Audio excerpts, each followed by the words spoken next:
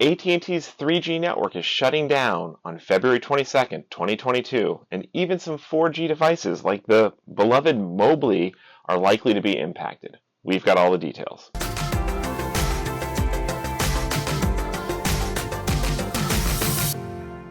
Hi, I'm Chris with the Mobile Internet Resource Center, here to give you an update on AT&T shutting down their 3G network. Now, this has been a long time coming. It's been announced as in the works for years and years and years.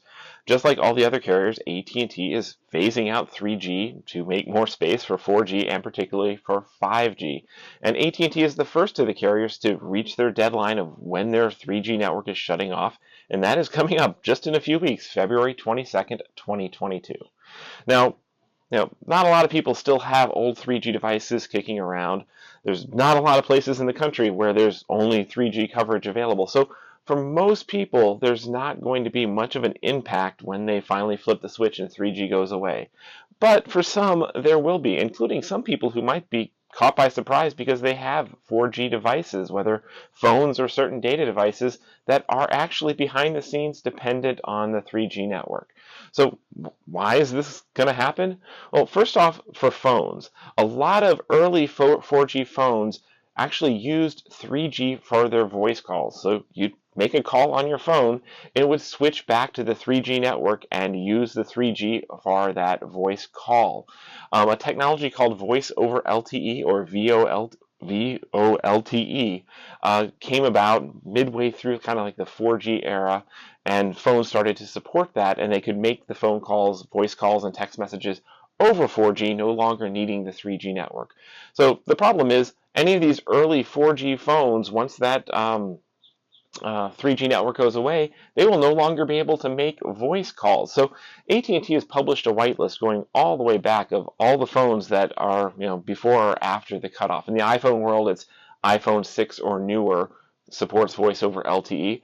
Older ones, well, they might still be able to connect and do data connections, but no more voice calls after the 3G network goes away. So if you've got an older phone, check the compatibility, make sure you have a voice over LTE capability, and you're good to go. Now, data devices, you'd think data devices don't need to go back to 3G for anything, but actually some do. Some early data devices were configured to basically authenticate, to check in and initially connect to the network over 3G, authorize themselves, and then switch to 4G for their data usage.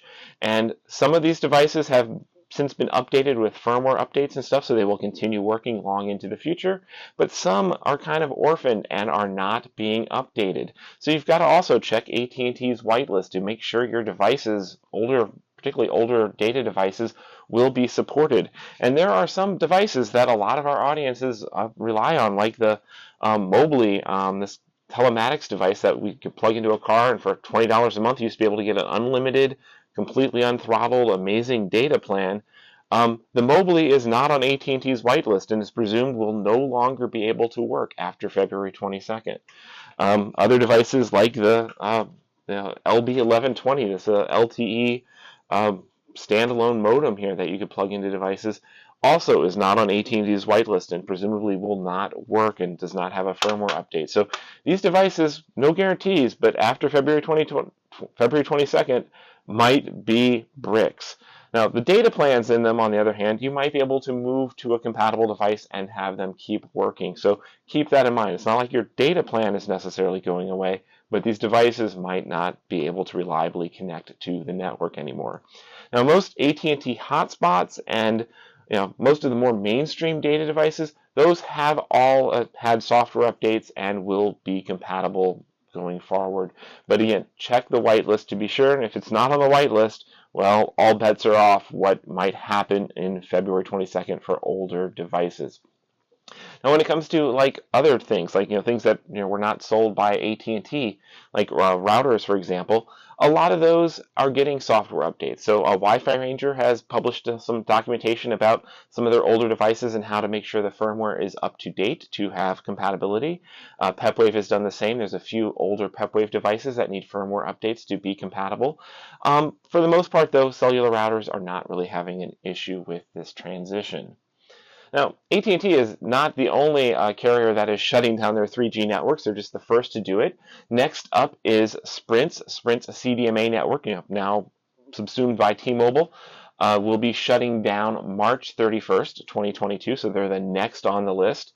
T-Mobile's bigger, broader 3G networks going away July 1st, and then Verizon's wrapping up the year of the 3G demise with December 31st, 2022. So by the end of this year, 3G networks are going away. That's just making more capacity for 4G and particularly for 5G. That's because these newer technologies are actually a lot more efficient. They're able to make better use of the airwaves, and if a channel is being reserved for 3G, there's fewer and fewer 3G devices left that are using it, and they're basically taking up airwaves for technology that's really not very efficient or used by very many people anymore. So it is time for 3G to go away.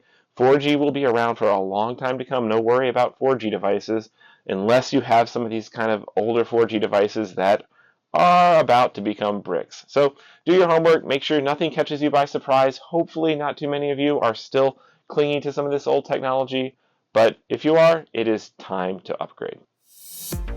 These videos are brought to you by our premium members, our mobile internet aficionados. They make it possible for us to track this news and create these videos. If you like this video, please give it a thumbs up, leave a comment, subscribe to our channel, or better yet, consider becoming a member yourself.